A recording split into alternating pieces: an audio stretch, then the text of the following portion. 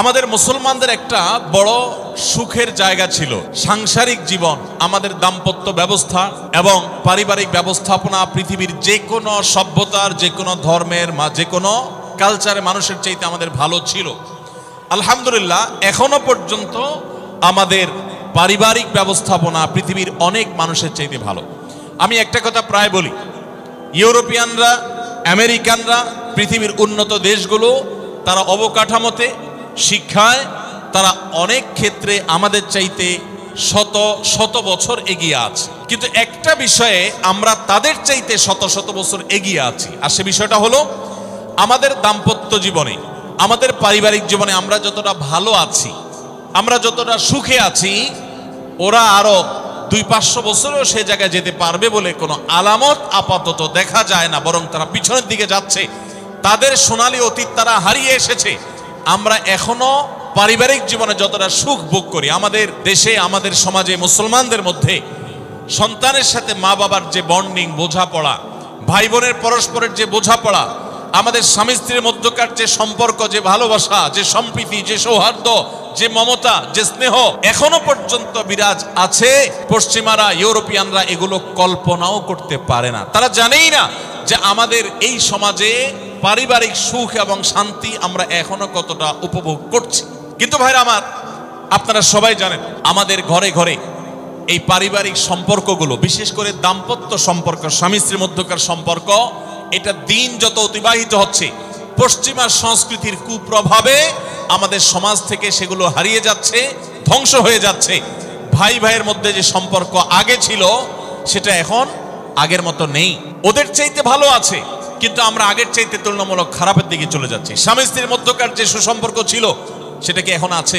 বিবাহ বিচ্ছেদ, আগে পুরো থানায় একটা বিবাহ বিচ্ছেদের ঘটনা গোটা থানার মানুষকে নাড়িয়ে দিত, গোটা ইউনিয়নের মানুষকে নাড়িয়ে দিত। আর এখন আপনারা জানেন, বিবাহ হইতে দেরি, ভাঙতে দেরি নেই। চায়না মালও আরো বেশি সময় লাস্টিং করে, দাম্পত্য সম্পর্কগুলো এতটাও লাস্টিং করে না। পত্রিকার পাতা খুললে দেখা যায় প্রতিদিন যে পরিমাণ তালাক হচ্ছে, শুধু ঢাকায় আরো অনেক বছর আগে প্রতিদিন 39টা করে বিবাহ বিচ্ছেদের ঘটনা ঘটতো। যতগুলো বিবাহ নিবন্ধন হয়, যতগুলো বিবাহ রেজিস্ট্রেশন হয়, তালাকের পরিমাণ তার সাথে টেক্কা দিয়ে আগাচ্ছে। এরকম ভয়াবহ একটা অবস্থা বিরাজ করছে। অতএব আমাদের দাম্পত্য জীবনে, আমাদের পারিবারিক জীবনে সুখ এবং শান্তির জন্য কোরআন এবং হাদিসের আলোকে আমি কয়েকটি টিপস যতটুকু সম্ভব হয় সংক্ষেপে আপনাদের সামনে আলোচনা করতে চাই। তার আগে কোরআনে কারীমের একটি আয়াত আমি পেশ করতে চাই। আল্লাহ রাব্বুল আলামিন কোরআনে কারীমে ইরশাদ করেছেন, ওমিন আয়াতিহি আন খালাকা লাকুম মিন আনফুসিকুম আজওয়াজান লিতাসকুনু ইলাইহা ওয়া জাআলা বাইনাকুম মাওয়াদ্দাতান ওয়া রাহমা ইন্না ফি যালিকা লাআয়াতিন লিকাওমিন ইয়াতাফাক্কারুন। আল্লাহ বলেছেন, তোমাদের পুরুষদের মধ্য থেকেই তোমাদের স্ত্রীগণকে সৃষ্টি করা হয়েছে। এর মানে সকল স্বামী থেকেই সকল স্ত্রী সৃষ্টি হয়নি। এর মানে প্রথম মানুষ আদম আলাইহিস সালাম থেকে প্রথম নারী, প্রথম পুরুষ আদম থেকে প্রথম নারী হাওয়াকে আল্লাহ তাআলা সৃষ্টি করেছেন তার বাম পাজরের হাড় থেকে। এরপর প্রত্যেকেই স্বতন্ত্রভাবে সৃষ্টি হয়েছেন। এই যে সৃষ্টি হয়েছে, আল্লাহ তাআলা বলেছেন কেন এটা করা হয়েছে। আদম আলাইহিস সালামকে সৃষ্টি করেছেন, তিনিই তো যথেষ্ট ছিলেন। আবার নারী হিসেবে হাওয়াকে কেন সৃষ্টি করলেন? আল্লাহ বলেছেন লিতাসকুনু ইলাইহা, যাতে করে তোমরা প্রশান্তি লাভ করতে পারো, একে অন্যের মাধ্যমে তোমাদের দুনিয়ার জীবনটা উপভোগ্য হয়, তোমরা যেন সুখে স্বাচ্ছন্দ্যে জীবন কাটাতে পারো, তোমরা যেন সুখে থাকতে পারো। এই আয়াত থেকে বোঝা গেল দাম্পত্য জীবনে সুখে থাকা এটা জীবনের সুখের অন্যতম মানদণ্ড।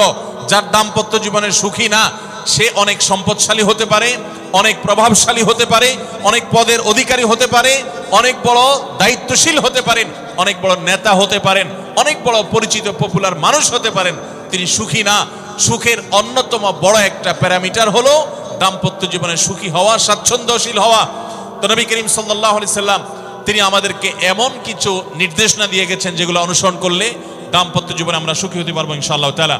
আল্লাহ বলেছেন যে আলা বাইনাকুম মাওয়াদ্দাতান ওয়া রাহমা, স্বামী স্ত্রীর মধ্যে আল্লাহ রাব্বুল আলামিন ভালোবাসা এবং সম্প্রীতি সৃষ্টি করে দিয়েছেন। দেখুন, স্বামী স্ত্রীর মধ্যকার যে সম্প্রীতি, বিবাহের মাধ্যমে বৈবাহিক জীবনে যে সম্প্রীতি হয়, যে ভালোবাসা হয়, বিবাহিত মানুষরা জানেন এই ভালোবাসা আল্লাহ তাআলা অন্য কোনো মাধ্যমে দান করেন না, অলৌকিক। শুধুমাত্র বিবাহের বন্ধনটা হওয়ার সঙ্গে সঙ্গেই পরস্পর প্রতি যে আন্তরিকতা হয়, যে ভালোবাসা হয়, এটা পৃথিবীতে বিরল। অবৈধ সম্পর্ক, বিবাহ ছাড়া যে সমস্ত রিলেশন হয়, সেগুলোতে এই ধরনের ভালোবাসা, প্রকৃত সম্প্রীতি এগুলো কল্পনাও করা যায় না।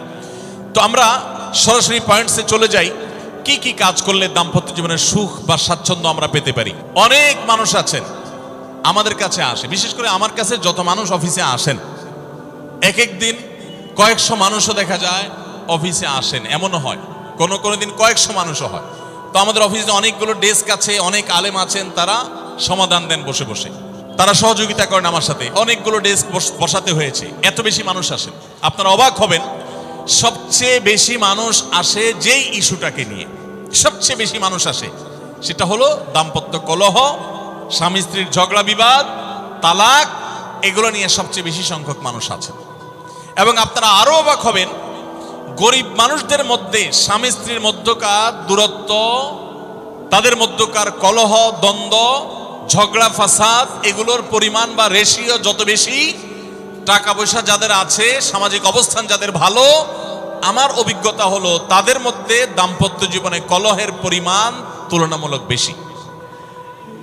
তাহলে অনেক যুবক আছেন যারা বিয়ে শাদী এখনো করেন নাই, শুধুমাত্র হাতটা কসলাচ্ছেন আর চিন্তা করতেছেন চাকরিটা শুরু করতে পারি, ব্যবসাটা শুরু করতে পারি, বিদেশটা যায় সারতে পারি, টাকার বস্তা কামাই করে ফেলবো।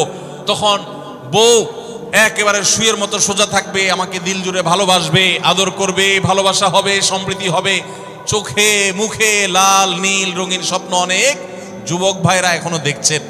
আপনাদেরকে বলছি, টাকা পয়সা দিয়ে দাম্পত্য জীবনে শান্তি কেনা যায় না। টাকা পয়সা এবং সামাজিক অবস্থান দিয়ে মানুষ সুখী হয় না। আমাদের কাছে অনেক মানুষ এসে চোখের পানি ফেলেন, তাদের সামাজিক অবস্থান অনেক মজবুত, তাদের সামাজিক স্ট্যাটাস কল্পনার অতীত, কিন্তু তারা পারিবারিকভাবে সুখী নন। আমানতদারিতার কারণে তাদের প্রাইভেসি রক্ষা করি আমরা, কখনো ইশারাঙ্গিত আমরা তাদের প্রাইভেসি ভঙ্গ হতে পারে সেভাবে বলি না, কিন্তু আমরা রেশিওটা আপনাদের সামনে পেশ করছি। এজন্য আপনারা যারা হাত কসলাচ্ছেন, যারা বেকার যুবক আছেন, যারা স্টুডেন্ট আছেন, যারা মনে করছেন যে টাকা পয়সা কামাই করে বস্তা ভরি, তারপরে আমি বিয়ে শাদী করে ফেললে সুখের সাগরে হাবুডুবু খাবো, আমি এরকম দেশ বিদেশ ঘুরতে থাকবো, এই রঙিন স্বপ্ন যারা দেখছেন তাদেরকে বলছি, বিশ্বাস করুন, সুখের সাথে এই টাকা পয়সা এবং সামাজিক অবস্থানের সম্পর্ক আপনি যতটা আছে মনে করেন বাস্তবে ততটা নাই। তাহলে কিসের সম্পর্ক?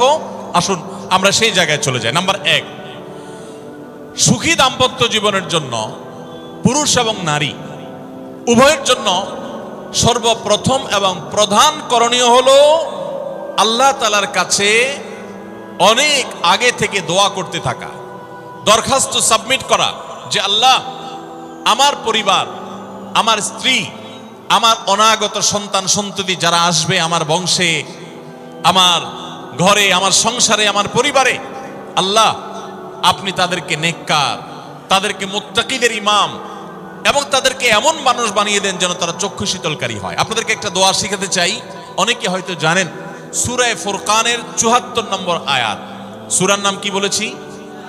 ফুরকান। আয়াত নম্বর কত বলেছি? ৭৪।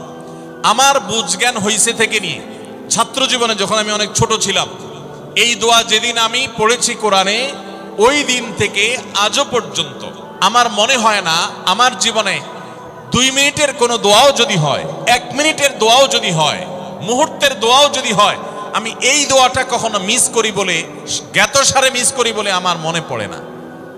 ছাত্র জীবন থেকে শুরু করেছি, আজও পড়ে যাচ্ছি। আলহামদুলিল্লাহ, আল্লাহর কাছে শুকরিয়া আদায় করে আপনাদেরকে বলতে পারি, এই দোয়ার সুফল আমি নিজের চোখে দেখেছি, আমি নিজে ভোগ করছি। এজন্য আপনাদেরকে আমি বলতে চাই, বিবাহিত হন কিংবা অবিবাহিত হন, আপনার দাম্পত্য জীবনের সুখের জন্য সর্বপ্রথম এবং প্রধান করণীয় হলো এই দোয়া। এর বাইরে আরো সাধারণভাবে আল্লাহ তাআলার কাছে দোয়া করতে থাকা, যেন আল্লাহ তাআলা আপনাকে এমন একজন জীবন সঙ্গী দেন। মা বোনরা দোয়া করবেন জীবন সঙ্গী, আপনারা দোয়া করবেন এমন যেন জীবন সঙ্গিনী দেন, যে জীবন সঙ্গী আপনার চোখ জুড়ানোর মতো হবে। দেখুন, আল্লাহর ভাষা এমন যে এই ভাষা তো অলৌকিক, এটাতে কোনো মানুষের ভাষা নয়।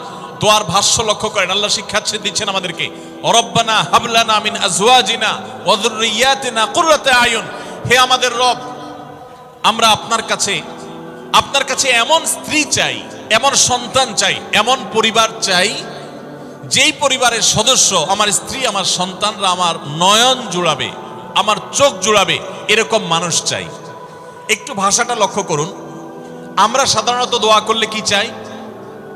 আমরা এক একটা দিক চাই।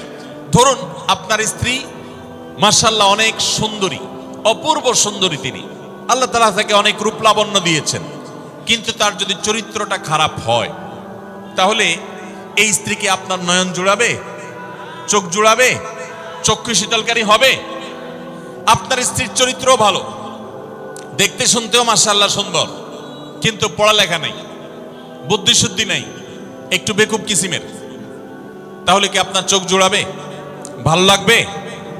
আপনার স্ত্রী শিক্ষা দীক্ষাও আছে, জ্ঞান গরিমায় মাশাআল্লাহ তিনি ভালো, রিচ, সমৃদ্ধ, আবার চেহারা সুন্দর, আবার তার মধ্যে তার চরিত্রের সমস্যা নেই, কিন্তু সমস্যা কি? সমস্যা ধরুন তার ভিতরে এমন রোগ আছে, শারীরিক রোগ, যেই রোগের কারণে আপনার জন্য সেটা বড় কঠিন পরিস্থিতির মুখোমুখি হতে হয়। ধরেন দুরারোগ্য কোনো ব্যাধি আছে, মরণ ব্যাধি আছে, এমন কোন রোগ আছে যেটার কারণে আপনাকেও সাফার করতে হয়, তাহলে এই স্ত্রী কি আপনার চোখ জুড়াবে? ঠিক একই কথা স্বামীর ক্ষেত্রে প্রযোজ্য, সন্তানের ক্ষেত্রে প্রযোজ্য। আল্লাহ তাআলা এমন একটা শব্দ শিক্ষা দিয়েছেন, দেখুন, আল্লাহর কাছে চাইতেও জানতে হয়। উল্টাপাল্টা দোয়া করলে দোয়া পূরণ হয়ে যাবে, কবুল হয়ে যাবে, কিন্তু আপনার কাজ হবে না। অনেক যুবক আছে আল্লাহর কাছে দোয়া করে, আল্লাহ বেশি না, লাখ 5 টাকা চাই। অনেক যুবক লিখে দেয় আমাদেরকে, হুজুর দোয়া করবেন বেশি না, আমি আল্লাহর কাছে লাখ 5 টাকা চাই। আল্লাহরে টার্গেট দিয়ে দিছে, কত লাগবে? 5 লাখ। কেন? একটা বাইক কিনবে, যুবক মানুষ, রাস্তাঘাটে বাইক ছাড়া চললে ভালো লাগে না, একটা ভালো সেট কিনবে, না হলে ফেসবুক স্ট্যাটাস ভালো করে দেওয়া যায় না, ছবি তুলে দেওয়া যায় না। সাইফুল্লাহ ভাই ছবি তুলে দিতে বলছেন না, মাহফিলের ছবি তোলা যায় না। আর কিছু টাকা দিয়ে ছোটখাটো একটা দোকান কিছু একটা করবে, বিয়ে শাদীর ব্যবস্থা করবে, বাস, বেশি কিছু চাই না। তো আল্লাহ তাআলা 5 লাখ টাকা ধরেন আপনাকে দিয়ে দিল, সাথে একটা রোগও দিয়ে দিল, ওই রোগে খরচ হবে 6 লাখ। তাহলে আপনার এই 5 লাখের কোনো মানে আছে?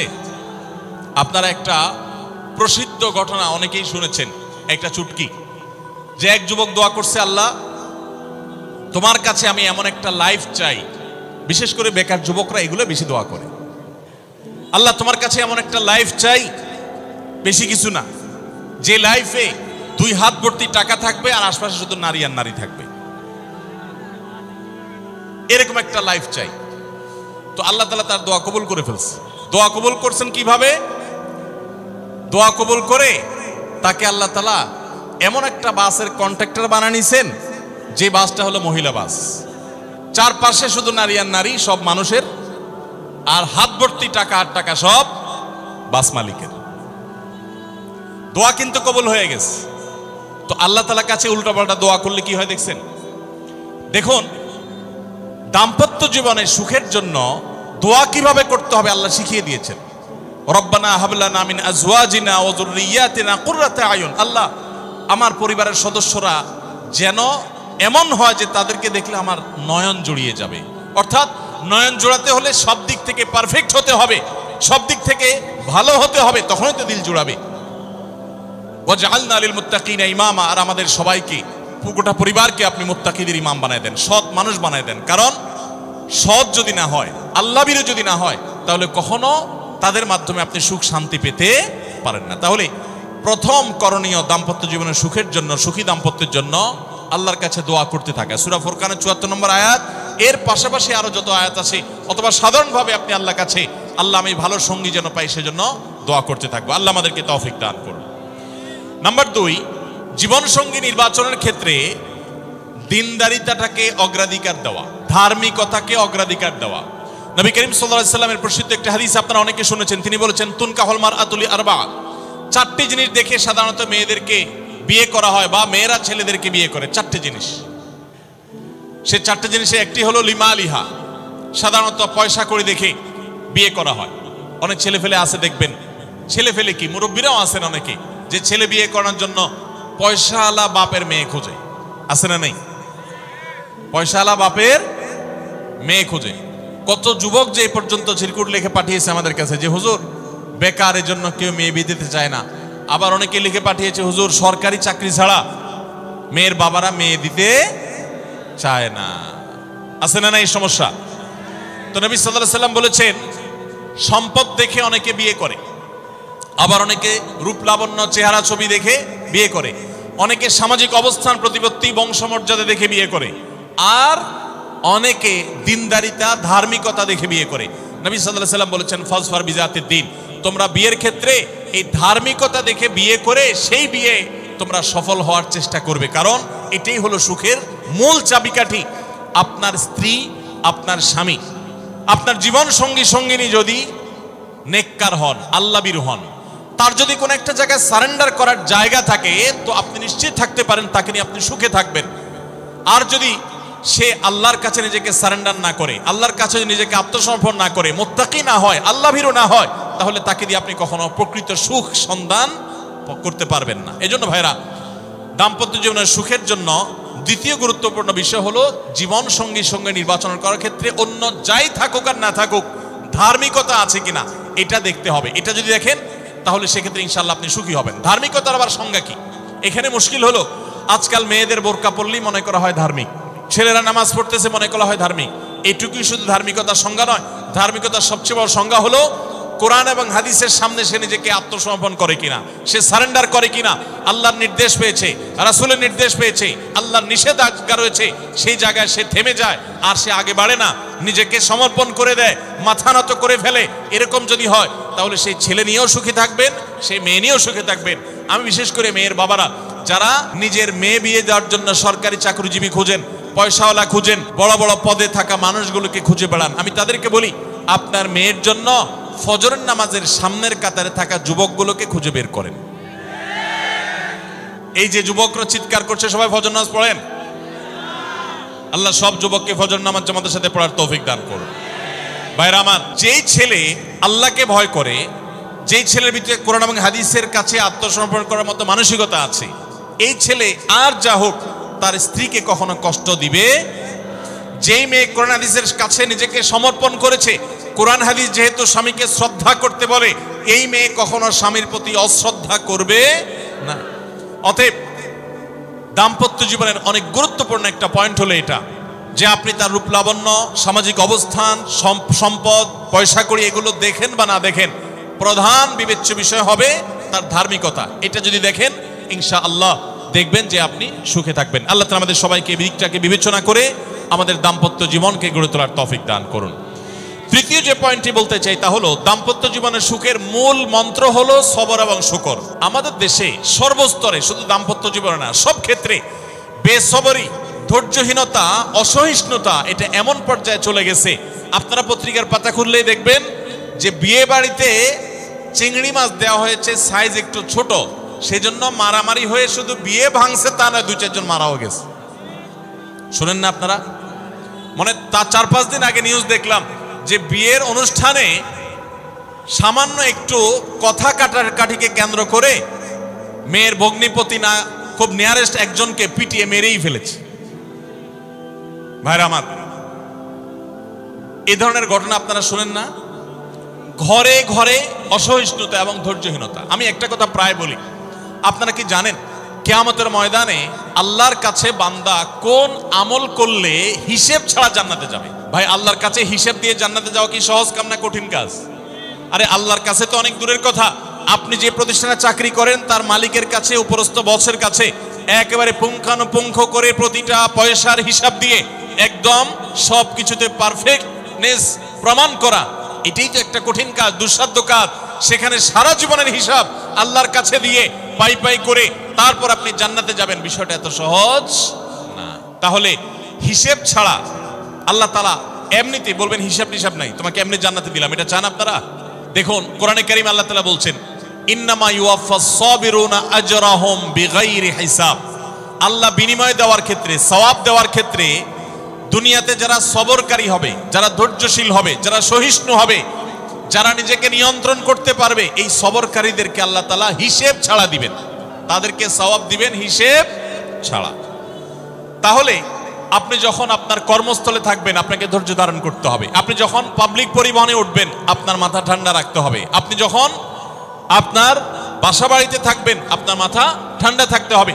মাথা গরম হয়ে যায় যাদের, হট মেজাজ যারা, কথায় কথায় মাথা গরম হয়ে যায়, ধৈর্যহীন হয়ে যায়, যেখানে সেখানে গন্ডগোল বাধায় দেয়, মারামারি বাধায় দেয়, ধৈর্য সহ্য বলতে কিছু নেই, এই লোকগুলো কিন্তু এই সৌভাগ্যবান মানুষদের কাতারে সামিল হতে পারবে না।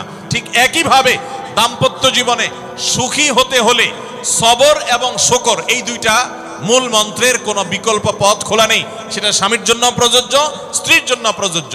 স্বামী হিসাবে আপনি স্ত্রীর অনেক অনিয়মতা দেখতে পাবেন, অনেক কিছু দেখতে পাবেন, আপনার আকাঙ্ক্ষা, আপনার চাহিদা, প্রত্যাশার বিপরীত, আপনাকে সবর করতে হবে। ভাইরা আমার, আমাদের প্রিয় নবী সাল্লাল্লাহু আলাইহি সাল্লামের দাম্পত্য জীবনে কিন্তু টুনটান সমস্যা হয়েছে। আপনারা মনে করতে পারেন নবী সাল্লাল্লাহু আলাইহি সাল্লামের ঘর, ওনার স্ত্রীগণ সাহাবী, তারা উম্মুল মুমিনিন, আমাদের মা, এত মর্যাদাবান মানুষ তারা, তাদের আবার ঝামেলা হয়েছে। ভাই, দাম্পত্য জীবনে টুকটাক সমস্যা তাদেরও হয়েছে। প্রিয় নবী সাল্লাল্লাহু আলাইহি সাল্লাম নিজে একদিন বাসা ছেড়ে মসজিদে নববীতে এসে মন খারাপ করে বসেছিলেন, তিনি বাসায় যাচ্ছেন না, অভিমান করে। ওমর রাদিয়াল্লাহু তাআলা আনহু বিষয়টা বুঝতে পেরে, তার মেয়ে যেহেতু নবী সাল্লাল্লাহু আলাইহি সাল্লামের স্ত্রী, তিনি সেখানে গিয়ে ভেতরে প্রবেশ করে তার সাথে কথা বলে, তথ্য উদ্ঘাটন করে সেটা মিটমাট করার ব্যবস্থা করেছেন। স্বয়ং নবী করিম সাল্লাল্লাহু আলাইহি সাল্লামের জামাতা, ইসলামের চতুর্থ খলিফা আলী রাদিয়াল্লাহু তাআলা আনহু, তার মতো এত মর্যাদাবান মানুষ, তার ঘরে স্ত্রী হিসাবে আছেন কে? মুহাম্মদ সাল্লাল্লাহু আলাইহি সাল্লামের মেয়ে, জান্নাতে নারীদের সর্দার ফাতিমা রাদিয়াল্লাহু তাআলা আনহা। এত বড় মানুষ তারা, স্বামী স্ত্রী দুইজন, দুই দিককার নেতৃত্বে, একজন যুবকদের নেতৃত্ব দিবে, আরেকজন জান্নাতি যুবতীদের, নারীদের নেতৃত্ব দিবে। এত বড় মর্যাদাবান মানুষ, তাদেরও দাম্পত্য জীবনে কিন্তু টুনটান হয়েছে। একবার আলী রাদিয়াল্লাহু তাআলা আনহু এসে মসজিদে টানটান হয়ে শুয়েছিলেন মাটিতে, মনটা খারাপ, ঘরে একটু হালকা ঝামেলা হয়েছে, তো এই জন্য মসজিদে নববীতে এসে মাটিতে শুয়ে আছে। নবী করিম সাল্লাল্লাহু আলাইহি ওয়াসাল্লাম দেখে বুঝতে পেরেছেন, টের পেয়ে গেছেন যে কিছু একটা হয়েছে বাসায়। তখন তিনি জামাইকে ডেকে বললেন, কুমিয়া আবা তুরাব, এ মাটির বাপ, মাটিতে শুয়ে আছেন, এই জন্য রসিকতা করে বললেন, এ মাটির বাপ, উঠো, দাঁড়াও, দেখি কি হয়েছে বলো। ভাইরা আমার, দাম্পত্য জীবনে টুকটাক সমস্যা হবেই হবে। যারা বিয়ে করেন নাই, আগে থেকে প্রস্তুত থাকেন, বুকে পিঠে ছালার বস্তা সব বেঁধে রেডি থাকেন। বিশেষ করে সময় যেভাবে গড়াচ্ছে, তাতে করে সামনে থেকে হেলমেট পরেও যাওয়া লাগতে পারে। শুধু যাওয়া না, বাসায় ঢোকার সময় বাইক থেকে নামার পরে হেলমেটটা আগে খুলবেন না, আগে যা বুঝবেন পরিস্থিতি কি, তারপর হেলমেট খুলবেন। দাম্পত্য জীবনে টুকটাক সমস্যা হবেই, এটা প্রত্যাশিত। মনে রাখবেন, এই জিনিসটা যদি আপনি আগে থেকে মাথায় রাখেন, তাহলে আপনার কষ্ট অনেকখানি দূর হয়ে যাবে। আমরা অনেকে আকাশ থেকে নেমে পড়ি, কি বলে, এত বড় সাহস, এই কথা বলতে পারে কেন? ভাই আশ্চর্য হচ্ছেন কেন? এর চেয়ে বেশি কথা বলতে পারে, মাথা বাড়ি মারছে, আরে ভাই ছুরি মারে নাই যে শুকর আদায় করে, বুঝেন নাই কথা? একই কথা বোনদের জন্য প্রযোজ্য। আমার মা বোনরা যারা শুনছেন তাদেরকেও বলছি, আপনার স্বামীর একটা কথা শুনে আপনি আকাশ থেকে নেমে পড়ছেন, আকাশ ভেঙে পড়ছে মাথার উপরে, কি এটা বললো সে, আপনি ডিপ্রেসড হয়ে যাচ্ছেন। আরে বোন, ডিপ্রেসড হচ্ছেন কেন? এটা কেন? আরো শক্ত কথা আপনাকে বলতে পারে, এটা আপনি মাথায় রাখেন। কারণ দিন শেষে তিনি মানুষ, তার ভুল হতে পারে, একটা সময় তিনি তার ভুল বুঝতে পারেন। দাম্পত্য জীবনে যদি স্বামী স্ত্রী উভয়ে যদি ধৈর্যশীল না হয়, সবরকারী না হয়, হুটহাট রিয়াকশন করে ফেলে, কখনো দাম্পত্য জীবনে সুখী হওয়া সম্ভব নয়। মনে রাখতে হবে, একসাথে থাকতে গেলে, দুইটা পাতিল একসাথে থাকতে গেলে টুনটান লাগে না, বাধে হয় না? আপনার কাছে যদি কেউ এসে গাল গল্প দেয়, দেখবেন অনেকে গাল গল্প দেয়। গাল গল্প দেওয়া লোক আছে না নাই? ভাই 30 বছর সংসার করেছি, জীবনে আমাদের একটা কথা হয়নি, ডাহা মিথ্যুক, এ লোক ডাহা। আপনার 50 বছরের সংসারে কোনো বিষয় হয় না। হ্যাঁ, ঝগড়া করেন না, সেটা ভিন্ন বিষয়, কিন্তু ভিন্ন মত হবে না, দ্বিমত তৈরি হবে না, নিজেদের মধ্যে ভুল বোঝাবুঝি তৈরি হবে না, একবারও হবে না জীবনে, অসম্ভব। মুহাম্মদ সাল্লাল্লাহু আলাইহি সাল্লামের ঘরে যদি হয়ে থাকে, আলী রাদিয়াল্লাহু তাআলা ফ্যামিলিতে যদি হয়ে থাকে, সাহাবীদের ঘরে ঘরে যদি হয়ে থাকে, আপনি কে? মনে রাখবেন, এই সমস্ত ডাহা মিথ্যা কথা শুনে আপনি চিন্তা করেন, হায় হায় রে, তাহলে আমার বউটা এত ডাইনি। আর মহিলা চিন্তা করে, আমি স্বামীটা এত অমানুষ, কত বড় ডাকাত। দেখো, তার স্বামী স্ত্রী জীবনে কোনো কথা হয় না, আর আমার স্বামী ডেইলি একবার মা বাপ তুলে না গালি গালাজ করলে তার বাটের পেটে ব্যথা হজম হয় না। এই সমস্যাগুলো আছে না নাই? ভাইরা আমার, সবর করার জন্য, সবর করা সহজ হবে আগে থেকে যদি প্রস্তুত থাকেন যে এই সমস্যা হবে। আশরাফ আলী থানভী রাহমাতুল্লাহর নাম শুনছেন আপনারা? ভারত উপমহাদেশের এমন একজন আলেম ছিলেন, খুব বিচক্ষণ মানুষ ছিলেন, অনেক বিদগ্ধ মানুষ ছিলেন, অনেক বড় আল্লাহওয়ালা ছিলেন, নেককার মানুষ ছিলেন। তো থানভী রহমাতুল্লাহর কাছে এক লোক এসে বলল, হুজুর আমার বাসায় যখনই যাই দরজাটা খুলতে দেরি, আমার মাথার উপরে আকাশ ভেঙে পড়তে দেরি নেই। যেটাই করি বাজার করে এনে তার হাতে দিলেও রাগ, রাখলেও রাগ, আমার সাথে সারাদিন শুধু ঘেউ ঘেউ করে হুজুর, আর সহ্য করতে পারি না। আমারে কোনো দোয়া দুরুদ আমল শিখায় দেন যে আমার এই বাসার অত্যাচারটা যেন থামে। তো থানভী রহমাতুল্লাহ বললেন যে শোনো, তোমার একটা বুদ্ধি শিখাই দেই, দোয়া দুরুদ না। বুদ্ধি হলো এখন থেকে বাসায় গিয়ে দরজা নক করবা, যে নক করার আগে 1 মিনিটের মোরাকাবা করবা। কি করবা? মোরাকাবা বুঝেন? ধ্যান। ধ্যান কি ধ্যান করবা? দরজা যায় থামবা, থেমে চোখ বন্ধ করে মাথাটা নিচু করে চিন্তা করবা আমার ঘরের ভিতরে একটা কুকুর আছে, আর কুকুর মানুষ দেখলে কি করবে? ঘেউ ঘেউ করবে। অতএব এটাতে আমার রাগ ভাব তো কিছু নাই, কুকুর কেন ঘেউ ঘেউ করছে এটা জিজ্ঞেস করার তো আরেক বোকামি। অতএব এটা আমি মাথায় কিছু নেব না, ইগনোর করব। কুকুর থাকলে কুকুর তো ঘেউ ঘেউ করবেই, এটা চিন্তা করে এরপরে বিসমিল্লাহ পড়ে নক করবা। তো এই বুদ্ধি অনুযায়ী পরের দিন আসছে বাসা, আগে 1 মিনিট মোরাকাবা করছে, এরপরে দরজা নক করছে। যথারীতি দরজা খোলার পরেই শুরু হয়ে গেছে যুদ্ধ, ইউক্রেন রাশিয়া। যুদ্ধ শুরু হয়ে যাওয়ার পর এই লোক অন্যান্য দিন সেও টুকটাক রিয়াকশন করে, হাতাহাতি বকাবকি, দুই পক্ষ থেকে টুকটাক হামলা পাল্টা হামলা হইতো। কিন্তু আজকে সেই লোকটা আর হামলা টামলা তার করা দূরের কথা, উল্টা সে মিটমিট করে হাসতেছে এবং একটা পর্যায়ে নিয়ন্ত্রণ করতে না পারে ফিক করে হাসেই দিচ্ছে। এবার বউ চিন্তা করতেছে কাহিনী কি? কারণ যারা ঝগড়া করে তাদের সাথে পাল্টা ঝগড়া না করলে কিন্তু মেজাজ গরম হয়। কদিন আগে শুনছেন না পত্রিকা যে এক মহিলা স্বামীর ডিভোর্স দিছে, কেন? কারণ স্বামী ঝগড়া করে না। কদিন আগে পত্রিকা দেখছে। এই মহিলা যখন দেখছে স্বামী হাইসা দিছে, সে এবার ঝগড়া টগড়া থামায়া বলতেছে, ঠান্ডা মাথা বলছে, কাহিনী কি বলো তো, তুমি হাসতেছো কেন? বল না না কিছু না কিছু না। সে তো বলবে না। স্বামী মনে করছে হয়তো অন্য কোনো কাহিনী আছে, কোনোভাবে উদ্ধার করতে পারে নাই। পরের দিন আবার সেম কাহিনী, আবারও হেসে দিচ্ছে। মহিলা চিন্তা করছে ব্যাপার কি? বলে না আজকে তো তোমার একদিন কি আমার একদিন, বলতেই হবে তোমার। কেন তুমি হাসতেছো? আমার ঝগড়ার বিনিময়ে তুমি ঝগড়া না করে হাসতেছো, অপমান করতেছো। আমার ঝগড়ার কোনো দাম নাই? আমি কি কথা বলতেছি না, এগুলো কোনো মূল্য নাই? যখন চেতে যাচ্ছে এবার বলতেছে, শোনো তুমি যেহেতু জোরই করতেছো, তাইলে আমি বলি, আমি গেছি এক হুজুরের কাছে, হুজুর আমার এই বুদ্ধি শিখাই দিছে, আমি সেই বুদ্ধি অনুযায়ী চিন্তা করি। এখন আমি চোখের সামনে যখন চিন্তা করি যে কুকুর ঘেউ করতেছে, আমার হাসি আসে। তখন বউ চিন্তা করে, কি বললা তুমি? তাহলে তুমি এই মনে করো আমারে? এবার থেকে বেচারি ঝগড়া করার আগেই তার থেমে যায়, চিন্তা করে হায় হায় আমি ঝগড়া করলে তো সে মনে মনে আমার ওইটা চিন্তা করবে। বুঝতে পারছেন? দাম্পত্য জীবনে একটু বুদ্ধিশুদ্ধি করে না চললে, শুধুমাত্র সোজা হয়ে দোয়া দুরুদ পড়বেন আর সব সোজা হয়ে যাবে শুয়ের মধ্যে, এত সোজা না।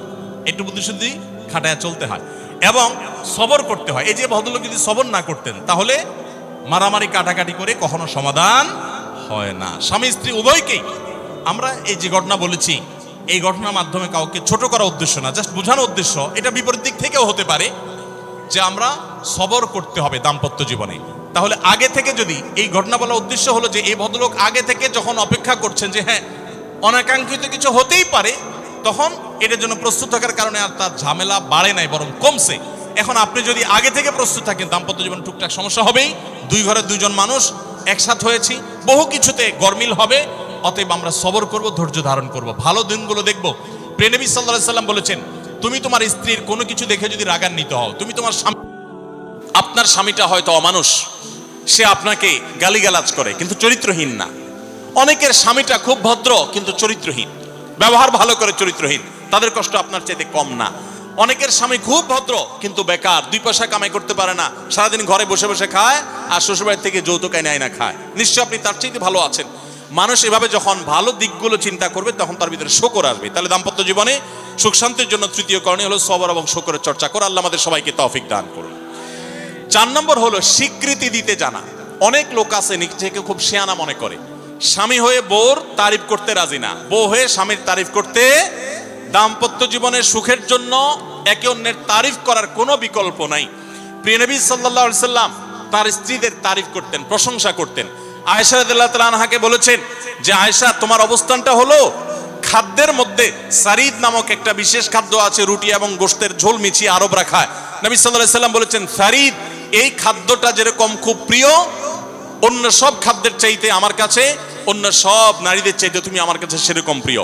আপনারা জানেন স্বামী স্ত্রী একে অন্যের সাথে মিথ্যা কথা বলা, বউয়ের সাথে মিথ্যা কথা বলা, মিথ্যা কথা বলে সব ধরনের মিথ্যা কথা না, পামপট্টিমূলক মিথ্যা কথা বলা, প্রশংসামূলক মিথ্যা কথা বলা, এটা জায়েজ আছে। মিথ্যা কথা বলা কোথাও কিন্তু জায়েজ নাই। মিথ্যা কথা বলা ইসলামের জঘন্য অপরাধ। কিন্তু স্বামী স্ত্রী পরস্পরের সাথে প্রশংসামূলক, যেটাকে সহজ বাংলায় পামপট্টি বললাম, এই পামপট্টিমূলক বা প্রশংসামূলক মিথ্যা কথা বলা জায়েজ আছে। কিরকম? আবার এটা যাই এখন থেকে বাজার থেকে 500 টাকার কাপড় নিয়ে যায় বলেন 2000 টাকা দিয়ে কিনছি, এটা কিন্তু জায়েজ নাই। কেন জায়েজ নাই? কারণ কোনোভাবে যদি ওই 500 টাকার ট্যাগ মহিলা ধরে ফেলতে পারে তাহলে মায়ের কিন্তু একটাও নিচে পড়বে না, বলবে মিথ্যুকের পুত, মিথ্যুক, সারা জন্ম এই কাম করে আসছস, তাইলে ওই রকম মিথ্যা কথা বলা যাবে না। আমার পরিচিত এক লোক আছে, সরকারি একজন কর্মকর্তা বড়, উনি বলেন যে মহিলাদেরকে বাজার করে খুশি করার মতো কঠিন কাজ আরেকটা খুব কম আছে। যারা সংসার করেন তারা জানেন। কারণ আমি একটা কথা প্রায় বলি, দুনিয়াতে বহু বুদ্ধিমান মানুষ আছে, বহু চালাক মানুষ আছে, কিন্তু একটাও চালাক বা বুদ্ধিমান স্বামী আছে বলে আমার মনে হয় না পৃথিবীতে। বুঝা ঠিক বলছেন? বহু চালাক বুদ্ধিমান মানুষ দুনিয়াতে আছে, কিন্তু কোন চালাক বা বুদ্ধিমান স্বামী দুনিয়াতে। তার মানে কি? প্রত্যেকটা বউয়ের কাছে তার স্বামীটা হলো আস্ত বেকুব। যত বড় শিক্ষিত হোক, যত বড় রাজনীতিবিদ হোক, যত বড় মাথাওয়ালা হোক, যত বড় শেয়ানা হোক, যত বড় ব্যবসায়ী হোক, বউয়ের কাছে বউগুলা, সব বউরা, মহিলারা মনে করে কি এ বেটা বেকুব। ম্যাক্সিমাম ক্ষেত্রে এটার ভিতরে আলাদা একটা আনন্দ আছে। বউয়ের কাছে বেশি শেয়ানা সাজার ভিতরে বেশি আনন্দ নাই। পরিবারের কাছে বেশি শেয়ানামি করতে হয় না, সেখানে বোকা সাজার ভিতরে একটা আনন্দ আছে। যাই হোক, বাজারের কথা বলছিলাম যে বাজার করে মহিলাদের খুশি করা খুব কঠিন। আপনি গোশত কিনেন, মাছ কিনেন, যাই কিনেন, তারা খুব কমই সন্তুষ্ট থাকে বেশিরভাগ ক্ষেত্রে। সব মেয়েদের কথা বলছি না। কেন সন্তুষ্ট থাকে না? কারণ তারা আশা করে আরো কম দামে কিনবেন, আরো কম দামে কিনবেন। আপনি জিতে গেলে তারা খুশি, হেরে গেলে আপনারা বকা দিবে সে। তো এক সরকারি কর্মকর্তা, বড় কর্মকর্তা, আমাকে বলতেছিলেন যে দেখেন, আমি সারা জীবন বাজার করি আর বইয়ের বকা শুনি। আমি চলে যাওয়ার পর আমার অফিসের একজন কেরানি আছে, তাকে দায়িত্ব দিছি বাজার টাজার করার জন্য। এই লোক বাজার করার পর আমার বউ বিরাট খুশি, বলে যে তার নাম ধরে বলতেছে, অমুক বাজার করলে প্রতিদিন ঠিক মতো বাজার করে, দাম দোষ ঠিকঠাক থাকে, মাপজোপ সব ঠিকঠাক থাকে, তোমারে প্রতিদিন ধরায় দেয়, দোকানদার কমায় দেয়। 2 কেজির গোশত আমার কাছে মনে হয় 1.5 কেজি দিছে, ওজন কম দিছে মনে হয়, নজরে উঠে না। তো লোকটা বলেছে আমার খুব সন্দেহ হলো, একই দোকান থেকে আমিও আনি, সেও আনে, আর আমার তো ঠকানোর কথা না, পরিচিত দোকানদার। তাহলে মহিলা এই কথা বললো, তার ব্যাপারে কাহিনীটা কি? তারা ডেকে বলছে, বলো তো কাহিনী কি, সিক্রেটটা কি? তো লোকটা বলতেছে যে স্যার, সত্য বলতে কি, আমি গোশত 3 কেজি কিনলে ম্যাডামকে বলতাম 2 কেজি, 1000 টাকা কিনলে ম্যাডামরে বলতাম 500 টাকা। টাকা তো আপনি দিবেন, আপনার সাথে বোঝাপড়া হবে, কিন্তু আমি জানি বাসায় এটা বললে বউরা খুশি থাকে। তো এই জন্য আমি একটু কমায় কমায় বলি দাম, আর জিনিস কমায় কমায় বলি। তখন সে প্রতিদিন 2 কেজি মাংস যেটা দেখে আপনি আনেন, আজকে দেখে যে সে 1 কেজি মাংস ওই পরিমাণ, তখন সে তো খুশি হবেই স্যার। তখন ওই লোকটা বলতেছে দেখেন, সে এইটা করে আমার গোটা সংসারে আগুন ধরায় দিস। তো এইভাবে মিথ্যা কথা বলা কিন্তু জায়েজ নাই। কোন মিথ্যা কথা বলা জায়েজ আছে? ধরেন আপনি আপনার বউরে বললেন, দেখো তুমি চাঁদের চাইতেও সুন্দর। কিসের চাইতে সুন্দর? ভাই চাঁদের চাইতে উজ্জ্বল মানুষ হয় সম্ভব? ডাহা মিথ্যা কথা না? কিন্তু এই মিথ্যা কথা বলা কি আছে? জায়েজ আছে। সৌদি আরবের একজন আলেম ডক্টর আয়েজ আল কারনি, মুসলিম বিশ্বের সবচেয়ে জনপ্রিয় আলেমদের মধ্যে একজন, ওনার একটা বক্তব্য আমি শুনেছি, অত্যন্ত চমৎকার কথা বলেন এবং দারুণ দারুণ টিপস দিয়ে থাকেন। উনি বলেন যে একটা ইউনিভার্সিটি প্রোগ্রামে স্টুডেন্টদের সামনে উনি বলছিলেন যে আমি একবার একটা আইডিয়া দিয়েছি দাম্পত্য জীবনের সুখ শান্তির জন্য। বলেন যে এটা ইমপ্লিমেন্ট করে অনেকেই সুফল পেয়েছেন, আমাকে ব্যক্তিগতভাবে জানিয়েছেন। টিপসটা কি? টিপসটা হলো উনি বললেন যে বাসায় ঢুকে মাঝে মধ্যে, সবসময় করলে আবার মাইর খাবেন, যখন দেখবেন বউয়ের মুড টুট ভালো আছে, বাসায় ঢুকে আস্তে করে লাইটের সুইচটা অফ করে দিবেন। তখন বলবো কি ব্যাপার, লাইট বন্ধ করলা কেন? তখন বলবেন যে দেখো বাসায় আসলে তোমার চেহারার উজ্জ্বলতা থাকলে আর এই লাইটের দরকার হয় না। মহিলা ধরে ফেলবে যে আপনি পাম্পটে দিচ্ছেন, বাতাস দিচ্ছেন, কিন্তু পাম্প যাকে দেন সে যতই বুঝুক না কেন কিছু না কিছু কাজ হয়, কিছু না কিছু। একেবারে শতভাগ যদি বুঝে কাউকে প্রশংসা করছেন, সে বুঝে, তারপরে সে একটু খুশি হয়, ভালো লাগে। তো উনি বললেন যে শরবত বানায় আনছে বউয়ে, তখন বলবেন যে দেখো চিনি দিও না, চিনি দিও না। তারপর বউরে বলবেন যে আঙ্গুলটা একটু চুবাই দাও। কেন? কারণ তুমি আঙ্গুলটা চুবাই দিলে ওটা চিনি চাইতে বেশি মিষ্টি লাগে। এই যে কথাগুলো, এই কথাগুলো আসলে সত্য কথা না। তো এই টাইপের কথা স্বামী স্ত্রীর মধ্যে মিথ্যা হলেও সেটা কি আছে? জায়েজ আছে। ভাইরা আমার, তো এই জন্য দাম্পত্য জীবনে সুখ শান্তির জন্য একে অন্যকে ভালোবাসা, প্রশংসা করতে জানা, বিশেষ করে স্বীকৃতি দিতে জানা, ভালো গুণগুলোর কথা বলা, এটা হারিয়ে গেছে। অনেকে মনে করে যে না, ভালো গুণ বললে মাথায় উঠবে, এটা ভুল। মাথায় উঠবে সেটা ব্যালেন্স করার জন্য আপনাকে অন্য কাজ করতে হবে, কিন্তু তাই বলে প্রশংসা করতে কার্পণ্য করা যাবে না, স্বীকৃতি দিতে হবে। 5 নম্বর হলো দাম্পত্য জীবনের সুখ শান্তির জন্য একে অন্যের যে কনসার্নের জায়গাগুলো আছে, ইস্যুগুলো আছে, এগুলোকে মাথায় রেখে চলতে হয়। যেমন আপনি স্বামী হিসাবে বউয়ের বাপের বাড়ির মানুষদের বদনামি থাকলেও করবেন না। তারা কৃপণ, তারা অনেক সমস্যা আছে, এগুলো থাকলেও বউয়ের কাছে করবেন না। কারণ কোনো মেয়ের কাছেই নিজের বাপ মা, নিজের ভাই বোনের কোনো দোষ শুনতে ভালো লাগে। আপনি তার কাছে বললে সমাধান হবে না, তো বরং অশান্তি বাড়বে। তাহলে কি লাভ? আপনি এগুলো ভেতরে ভিতরে রাখেন, সবকিছু বলতে যান না। এবং তাদের পারলে আরো প্রশংসা করেন যে আমার শাশুড়ির রান্নাটা খুব ভালো, মাশাআল্লাহ, আমার শ্যালকের এই গুণটা খুবই ভালো, আমার শ্যালিকার ওই গুণটা ভালো। যত বেশি তার বাপের বাড়ি তারিফ করবেন, দেখবেন যে আপনার ঘর পুরাই শান্তি। ঠিক একইভাবে মা বোনরা যারা আছেন, তারা স্বামীদের দুর্বল পয়েন্টগুলোকে মাথায় রাখবেন। যে কথা বললে স্বামী স্ত্রী উভয়বার জানেন যে যেটা বললে তার মনে কষ্ট হয়, সেটা তাকে বলবেন না। অনেক মহিলা আছে বাহিরের রান্নার তারিফ শুনলে তার মাথা নষ্ট হয়ে যায়, আছে না নাই? যে ঘরে এসে বাহিরের রান্নার তারিফ শুনতে চাই না। তাহলে বাহিরের রান্না ভালো হইলেও ওইগুলোকে ভালো বলবেন না, চুপচাপ থাকবেন, মিথ্যা বলার দরকার নেই। তাহলে এই বিষয়গুলো মাথায় রেখে চলা, যে কি বললে তার কষ্ট হয়, ইনশাআল্লাহ এতে দাম্পত্য জীবনে সুখ শান্তি হবে। এর পাশাপাশি 6 নম্বর হলো সময় দেওয়া। আজকাল দাম্পত্য জীবনের সবচেয়ে বড় সমস্যা হলো, তরুণ বন্ধুরা ভালো করে শুনে রাখেন, বিয়ে যারা করবেন ভবিষ্যতে আরো ভালো করে শুনে রাখেন, এই মোবাইল ফোন আমাদের দাম্পত্য জীবনকে ধ্বংস করার অন্যতম কারণ। অতএব আল্লাহর ওয়াস্তে মোবাইলগুলোকে নিয়ন্ত্রণ করেন, মোবাইলগুলোকে নিয়ন্ত্রণ করেন। বাসায় ঢোকার আগে মোবাইলের গলা চিপে বন্ধ করেন, এরোপ্লেন মুড করেন। ফ্যামিলিকে একান্তে কিছু সময় দেন। সারাক্ষণ খাচ্ছেন মোবাইল টিপতে টিপতে, ওই যে কৌতুক আছে না, যে মোবাইল টিপতে টিপতে খাচ্ছে, খায়া ডাইল মনে করে পানি ঢেলে নিছে পাতে। খাওয়ার সময় এবার চিন্তা করতে বলতেছে যে কি দিয়ে রান্না করছো, লবণ দাও না ডাইলে, আসলে ঢেলে নিছে কি পানি। তো মোবাইল টিপতে টিপতে যদি মানুষ সংসারে স্বামী স্ত্রী একে অন্যের সাথে সময় কাটায়, তাহলে দাম্পত্য জীবনে অশান্তি নিশ্চিত। যত অশান্তি এবং যত ঝগড়া, যত ভুল বোঝাবুঝি আমাদের ফ্যামিলিগুলোতে হয়, এর অন্যতম প্রধান কারণ হলো এই মোবাইল এডিকশন, মোবাইল আসক্তি। স্বামী বলেন স্ত্রী বলেন উভয় একান্তে স্বামী স্ত্রী বাসা বাড়িতে তো অবস্থান যতদিন করবেন, ব্যবসা বাণিজ্য, কাজ কাম, আল্লাহর হস্তে, এগুলো সব জমা রেখে তারপর স্বামী স্ত্রী একে অন্যকে সময় দিবেন, ইনশাআল্লাহ দাম্পত্য জীবনের সুখ শান্তি আসবে। 7 নম্বর পয়েন্ট হলো, যেটা আমি একটু আগে বলে ফেলেছি, সেটা হলো অন্যের সুখের মিথ্যা গল্প শুনতে যাবেন না। অর্থাৎ আপনার কাছে কেউ যদি বলে দোস্ত বলিস না, তোর ভাবি তার রান্না, তার আচরণ, এই যে গল্পগুলো দিবে না, এগুলো শুনবেন না। সাথে সাথে বলবেন যে বেটা হয় চাপাবাজি করতেছে, আর না হলে শয়তান এগুলো আমাকে শোনাচ্ছে, আমাকে অশান্তি সৃষ্টি করবার জন্য। মহিলাদের ক্ষেত্রে এটা প্রযোজ্য, যে অনেক মহিলা এসে বলবে ভাবি, আপা কি বলবো, আর আপনার ভাই এত কেয়ারিং, কি যে যত্ন করে আমারে, আমার দিক খুব খেয়াল রাখে, একটু সমস্যা হতে দেয় না, বাইরে গেলে একটু পর পর ফোন দিয়ে মেসেজ দিয়ে খবর নেয়। বুঝবেন যে সাক্ষাৎ শয়তান হাজির হয়ে গেছে। এই লোক হয়তো সৎ উদ্দেশ্যে বলছে, কিন্তু শয়তান তাকে দিয়ে বলাচ্ছে আপনাকে অশান্তিতে ফেলার জন্য।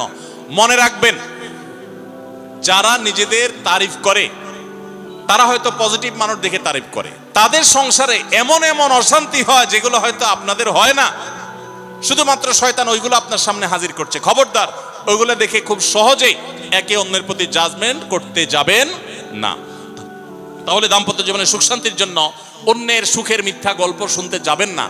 যদি সত্য গল্প হয় তবুও মনে রাখবেন যে হয়তো সে একটা দিক তুলে ধরছে, তাদের আরো চ্যাপ্টার আছে সেটা তারা তুলে ধরছে না, তাদের চাইতে আমরা আলহামদুলিল্লাহ কম সুখে নাই। নিজেদের পজিটিভ গুলো দেখার চেষ্টা করবেন। 8 নম্বর, ক্ষমা করতে শেখা। দেখুন, ক্ষমা করতে না পারলে দাম্পত্য জীবনে কেন, কোন জীবনে আপনি কখনো সুখী হতে পারবেন না। সবকিছুকে অনেক বড় করে দেখবেন না, অনেক কিছুকে ক্লোজ করবেন, ছোট করবেন। এবং মনে রাখবেন, আল্লাহ তাআলা ক্ষমাশীলকে ভালোবাসেন। কোরআনে আল্লাহ তাআলা একাধিক জায়গা বলেছেন, যারা ক্ষমা করে আল্লাহ তাদেরকে ভালোবাসেন। আপনি যদি বলেন যে কতবার ক্ষমা করব, যতবার আপনি আল্লাহর কাছে ক্ষমা আশা করেন, আপনি আপনার স্ত্রীকে, আপনি আপনার স্বামীকে, আপনার জীবন সঙ্গীকে, যে কোনো মানুষকে ততবার ক্ষমা করবেন। আপনি জীবনে একই পাপ কতবার করেন, আল্লাহ মাফ করবেন আশা করেন না? তাহলে আপনার আল্লাহর বান্দাকে কেন আপনি ক্ষমা করবেন না? বিধায় ক্ষমা করা এটা শিখতে হবে। কখনো কোনো ভুল হয়েছে বুঝতে পারলে পণ্ডিতি না করে সাথে সাথে ভুল স্বীকার করা জানতে হবে, যে হ্যাঁ এটা আমি ভুল করেছি। হ্যাঁ, এটা স্বীকার করলে সে একটু মাথায় উঠে যাবে, সে একটু লাই পেয়ে যাবে, পাক। কিন্তু এটা একটা ভালো গুণ, পরবর্তীতে এটাকে ব্যালেন্স করতে পারবেন অন্যভাবে। ভুল স্বীকার করবেন। মেয়েদের সাথে বিশেষ করে যখন ঝগড়াঝাটি হয়, কোনো কিছু হয়, মনে করেন ঝগড়া তুমুল আকারে চলে গেছে, এখন আপনার স্ত্রী আপনার মৃত্যুদণ্ড জারি করবেন, জাস্ট এটা বাকি আছে।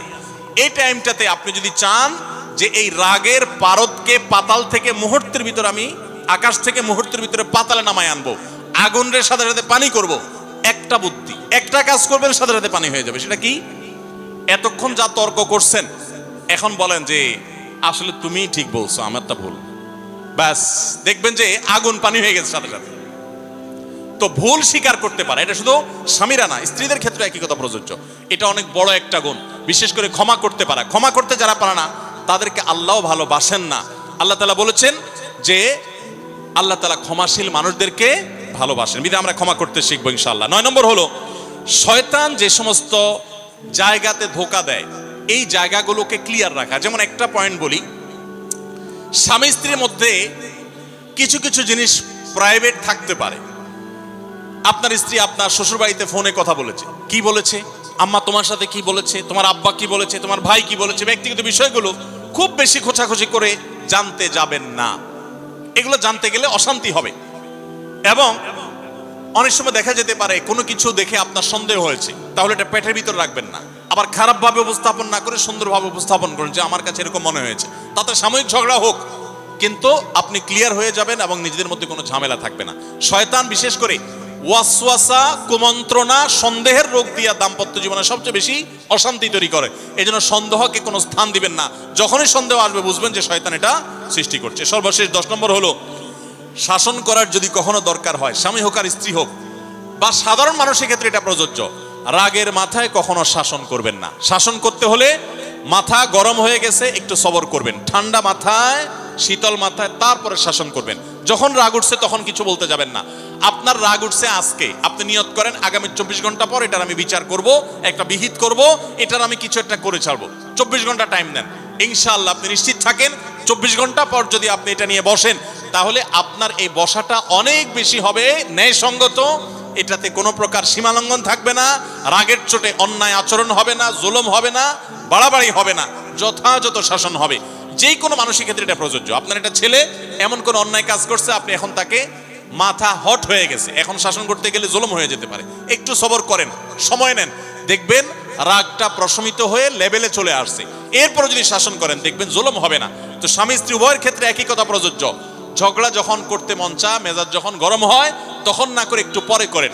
আমি সৌদি আরবে প্রবাসে যখন ছিলাম, আমি দেখেছি অনেক বাংলাদেশি ভাইয়েরা, তখন নেটের এত বেশি প্রচলন ছিল না, তারা মোবাইলে একটার পর একটা কার্ড রিচার্জ করতো 50 রিয়াল 100 রিয়াল দিয়া। কেন? শুধুমাত্র বউয়ের সাথে ঝগড়া করার জন্য। কিসের জন্য? কারণ কথা বলতেছে, মনে করেন কোন একটা বিষয় নিয়ে তুমুল বিশ্বযুদ্ধ বেঁধে গেছে দুজনের, এখন এই পাশ থেকে ওই পাশ থেকে কথা চালাচালি, ঝগড়াঝাটি চলতেছে, চিল্লানি চেঁচামেচি, হঠাৎ করে লাইন কেটে গেছে, ব্যালেন্স শেষ, দৌড় দিয়ে চলে গেছে দোকানে, এই তাড়াতাড়ি একটা কার্ড দেন ভাই, তাড়াতাড়ি রিচার্জ করতেছে। কেন? তাকে এখন কি করতে হবে? অসমাপ্ত ঝগড়ার সেকেন্ড ইনিংস শেষ করতে হবে। আবার কার্ড শেষ হয়ে যাচ্ছে, ইনিংস ঘোষণা হয়ে গেছে, আবার যায় সে কার্ড রিচার্জ করে থার্ড ইনিংসে ঝগড়া করছে।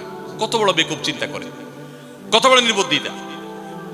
এই ঝগড়াটা স্বামী স্ত্রী যদি দুই জায়গায় থাকেন, ফোনে যদি ঝগড়া হয়, আমি বুদ্ধি দেই যে ফোনটা যখনই দেখলেন যে ঝগড়া শুরু হয়ে গেছে, তখন সাথে সাথে মোবাইলটা অফ করে ফেলান। অফ করে 3 দিন মাত্র রাখেন। অন্য একটা নাম্বার বাটন ফোন দিয়ে আপাতত অফিসের কাজ কাম ছাড়েন, আর বউয়ের সাথে যোগাযোগের নাম্বারটা 3 দিনের জন্য বন্ধ রাখেন। 3 দিন পরে মোবাইলটা আস্তে করে ওপেন করেন। এবার নিয়তি করেন যে ঝগড়া এটাই হবে। বউরে বলবেন, দেখো তোমার সাথে ঝগড়া এখানে এই পর্যন্ত থামতেছে, আমরা এখান থেকে আবার শুরু করবো ইনশাল্লাহ 3 দিন পর। 3 দিনের বিরতি দিচ্ছি, যুদ্ধবিরতি। 3 দিন পরে যদি শুরু করেন, আমি তো দায়িত্ব নিয়ে বলতে পারি, লিখিত দিতে পারি আপনাকে, 3 দিনের পর যখন আবার নতুন করে শুরু করবেন ইনশাআল্লাহ দেখবেন আগের ঝগড়ার যে দুইজনের একজনেরও আর কিছুই নেই। এখন বউরে যদি বলেন 3 দিন পরে ফোন দিয়ে বলেন, হ্যাঁ বলো তুমি জানি কি বলতেছিলা, দেখবেন যে আর কথা খুঁজে পায় না। আর আপনিও যদি বলেন যে হ্যাঁ আমি জানি কি বলতেছিলাম, দেখবেন এখন ঝগড়া করে জুত পাবেন না, গিয়ার একেবারে নরমালে চলে আসছে। এই জন্য ভাইরা, রাগ যখন হয় ওই টাইমটাতে ঝগড়াঝাটি করতে হয় না। তাহলে সেক্ষেত্রে দাম্পত্য জীবনে অশান্তি থেকে অনেকখানি বাঁচা যায়। যে ঠিক আছে আমরা ঝগড়া করব, এই বিষয়ে আমরা এখন কথা বলবো না, কালকে কথা বলবো, একটু অপেক্ষা করেন, উভয়ের জন্য সেখানে কল্যাণ থাকবে। আল্লাহ তাআলা আমাদের সবাইকে এসব বিষয়গুলোকে দেখে মেনে চলার তৌফিক দান করুন। আমি আবারও বলছি এই 10টা পয়েন্ট। নাম্বার 1, দাম্পত্য জীবনের সুখ শান্তির জন্য আল্লাহ তাআলার কাছে অনবরত সূরা ফুরকানের 74 নম্বর আয়াতে যে দোয়াটা আছে, রব্বানা হাব লানা মিন আজওয়াজিনা ওয়া যুররিয়াতিনা কুররাতা আয়ুন ওয়াজআলনা লিল মুত্তাকিনা ইমামা, এই দোয়া এছাড়া সাধারণভাবে আল্লাহর কাছে দোয়া করতে থাকে, আল্লাহ জীবনে যেন সঙ্গী হিসেবে যাকে পাবো সে যেন আল্লাহ ভীরু হয়, মুত্তাকি হয়, ভালো মানুষ হয়। এরপরও যদি খারাপ মানুষ পড়ে যায় তো মনে রাখবেন ফেরাউনকে আল্লাহ তাআলা আসিয়ার মতো নেককার মানুষ দিয়েছেন, আসিয়ার মতো নেককার মানুষের কাছে ফেরাউনের মতো অত্যাচারী স্বামী দিয়েছেন। আবার আল্লাহ তাআলা নূহ আলাইহিস সালামের মতো মানুষকে, লূত আলাইহিস সালামের মতো মানুষকে তাদের অবাধ্য এবং আল্লাহর প্রতি ঈমান আনে নাই এমন নারী, এমন স্ত্রী দিয়েছেন। অতএব পরীক্ষা হিসাবে নেবেন, কিন্তু দোয়া করতে থাকবেন। নাম্বার 1 হলো দোয়া করতে থাকা। 2 নম্বর হলো জীবন সঙ্গী নির্বাচনের ক্ষেত্রে ধার্মিকতাকে সবকিছুর উপরে প্রাধান্য দিবেন। ধার্মিকতা থাকলে বাকি সবকিছুতে কম্প্রোমাইজ করবেন, এক্ষেত্রে কম্প্রোমাইজ করবেন না। অনেকে বলে, মেয়ে যদি বলে না ধার্মিক ছেলের সামনে বিয়ে বসবো না, তো বাপ মা বা অন্য অনেকে বুঝায় যে না তুমি একটু কম্প্রোমাইজ করো, ছেলেকে পরে নামাজি বানাই নিও, ছেলের টাকা পয়সা আছে এটা ঠিক রাখো, নামাজি পরে বানাই নিও। সব সময় রেডিমেড পাইলে আপনি আর বানাতে যাবেন কেন? আগে দিনদারিতা দেখবেন, টাকা পয়সাওয়ালা বানাই নেওয়া যাবে, অন্য কিছু বানাই নেওয়া যাবে, কিন্তু দিনদারিতা সবকিছুর উপরে যেন থাকে। 3 নম্বর হলো সবর এবং শুকর। স্বামী স্ত্রী উভয়কে এটা যদি চূড়ান্তভাবে অবলম্বন না করে দাম্পত্য জীবনে শান্তি সম্ভব না। 4 নম্বর হলো একে অন্যের ভালো কাজগুলোর স্বীকৃতি দিতে জানতে হবে এবং প্রশংসা করতে জানতে হবে। এটা অনেক বড় একটা গুণ স্বামী স্ত্রীর, পরস্পরের প্রশংসা করতে পারা। এবং প্রশংসা করাটা একটা ভালো গুণ স্বামী স্ত্রীর। প্রশংসা করতে গিয়ে মিথ্যা বললে, বাড়িয়ে বললেও সেটা গুনাহ হবে না, স্বামী স্ত্রীর ক্ষেত্রে শুধুমাত্র এটা স্পেশাল। আর 5 নম্বর হলো স্বামী স্ত্রী পরস্পরের দুর্বল জায়গাগুলোতে আঘাত করা যাবে না। যে জিনিসটা কথা বললে তিনি মনে কষ্ট পান ওইটা তাকে বলা যাবে না, ওইগুলো থেকে এড়িয়ে চলতে হবে। যে এই বিষয়ে তিনি কথা বলতে চান না, স্বামী তার মায়ের বিষয়ে যদি বলে রাগ হয়ে যায় তাহলে বিষয়ে আমি কোনো কথা বলবো না, ভুল থাকলেও সেগুলো দেখেও না দেখার ভান করব, সবর করব। আর 6 নম্বর হলো স্বামী স্ত্রী একে অন্যকে সময় দিবেন। সময় যদি দেন, এখন মহিলারাও সময় দেয় না, পুরুষরাও সময় দেয় না, এই জন্যই ভুল বোঝাবুঝি তৈরি হয়, দূরত্ব তৈরি হয়।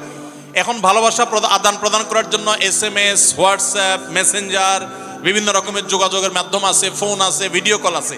এত মাধ্যম থাকা সত্ত্বেও ভালোবাসা কম। এর অন্যতম কারণ হলো যে সব কিছু এখন অনলাইন করে ফেলছি আমরা, একান্তে একে অন্যকে আমরা সময় দেই না। সময় দেওয়াটা হলো একটা বড় কাজ। 7 নম্বর হলো অন্যের সুখ শান্তিতে আছে, তাদের ঝগড়াঝাটি হয় না, তারা একে অন্যের প্রতি খুব কেয়ারি। এই সমস্ত গল্প শুনে, মিথ্যা গল্প কিংবা সত্য গল্প শুনে প্রতারিত হতে যাবেন না। মনে রাখবেন আপনি তার চাইতে অনেক দিক থেকে সুখে আছেন, সেটা হয়তো আপনার মাথায় আসছেন, আপনি খুঁজে বের করেন, নিশ্চয়ই অনেক সুখের পয়েন্ট আল্লাহ আপনাকে দিয়ে রেখেছেন। আর 8 নম্বর হলো একে অন্যকে ক্ষমা করতে জানতে হবে, কোনো কিছু ভুল হলে স্বীকার করতে জানতে হবে। 9 নম্বর হলো একে অন্যের প্রতি সংশয় করা, সন্দেহ করা, রোগ থেকে বেঁচে থাকতে হবে। সন্দেহ করা খুবই খারাপ জিনিস এবং সন্দেহের সূত্র তৈরি হতে পারে, সেই পথগুলো বন্ধ করে ফেলতে হবে।